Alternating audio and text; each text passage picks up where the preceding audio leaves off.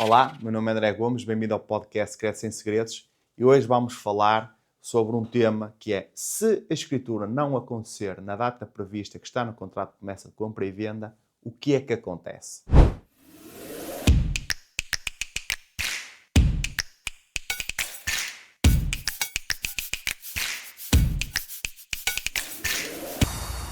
O primeiro cuidado a ter é o que está escrito no contrato de promessa de compra e venda.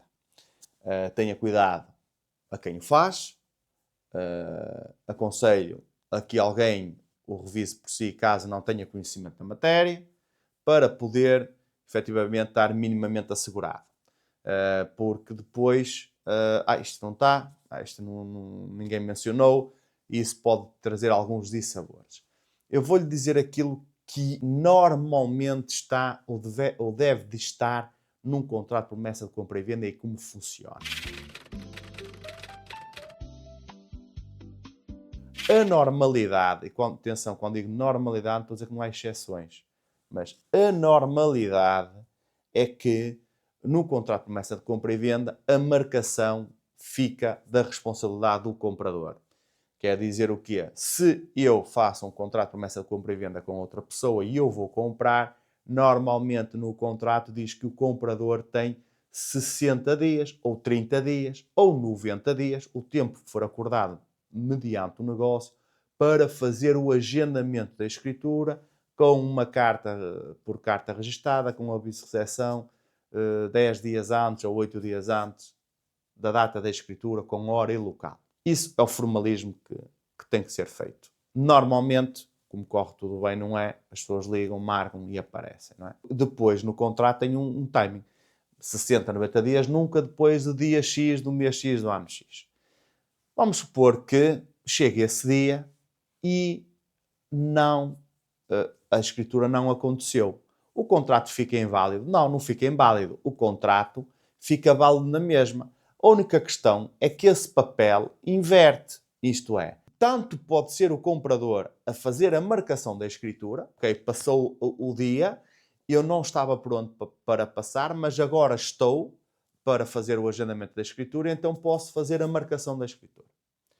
Mas também pode o comprador não ter condições para realizar a escritura e então, como passou a data, é permitido ao vendedor fazer a marcação da escritura.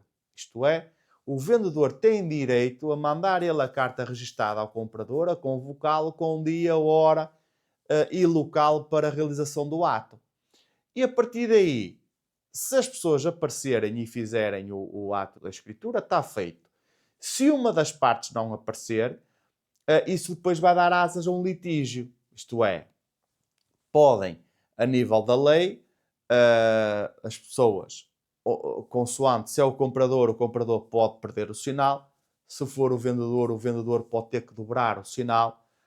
E se estiver mencionado no contrato de promessa o artigo 830 do Código Civil, pode efetivamente o comprador obrigar, ou o vendedor obrigar a que o negócio seja realizado. Apesar desta parte, normalmente não é fácil acontecer, porque este aqui é um processo grande em tribunal, mas a questão dos sinais, por norma, isso acontece. Então, aquilo que é para estar atento é verificação das datas. Entenda que se um contrato tem um prazo de 60, 90 dias, você passando 30 dias, pode convocar outra pessoa para a escritura, mas a pessoa não é obrigada a ir, seja comprador ou vendedor, porque está dentro do prazo e pode alegar que ainda não está realizado, ok? Por isso, esse tipo de pressão antes do prazo do contrato, efetivamente não faz muito sentido, mas depois do prazo, o contrato não fica nulo, isto é, se você é vendedor e diz assim, eu agora, ele falhou comigo, não me convocou até ao dia do contrato, eu posso vender a casa a outra pessoa. Tenha cuidado, porque pode meter-se em problemas graves, porque antes disso você tem que convocar a pessoa para a escritura e ela não aparecer.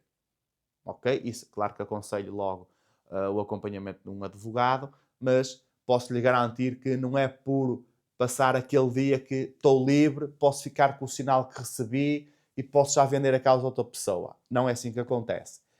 O comprador Obviamente, se tiver dificuldades, tem que tentar arranjar uma solução para não perder o sinal, mas efetivamente o comprador, neste caso, se decidir perder o sinal, ser mais desleixado, se tiver na consciência que já perdeu o sinal, pode deixar andar, mas claro que isso não é solução. Aquilo que eu aconselho é sempre tentar chegar a um acordo.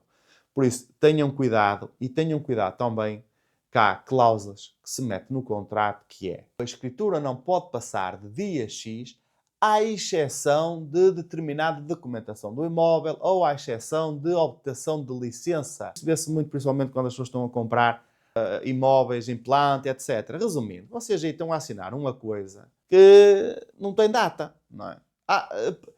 Vou assinar um contrato que posso fazer a escritura até 30 de junho, à exceção da obtenção da licença da Câmara. Então, se eu em 30 de junho tiver a licença, como é que eu vou convocar o vendedor para a escritura? Não é? Tenham cuidado com este tipo de pormenores. O ideal é contactar sempre um advogado para analisar toda a situação e protegê-lo, ok? Mas o que eu queria reforçar aqui é que o contrato existe prazos. Tenha atenção ao prazo, às exceções como esta das licenças, exceto se tem atenção a isto, e tenha atenção também à parte do artigo 830 do Código Civil. Peça sempre os documentos do imóvel, caderneta predial e CRP, que é Conservatório de Registro Predial, para perceber se quem está a vender é mencionado nesses documentos, que é isso que comprova que aquela pessoa é o proprietário, para não vir a ter dissabores no futuro. Obrigado por assistir este episódio. O meu nome é André Gomes. Sigam o meu podcast e as minhas redes sociais. Até breve.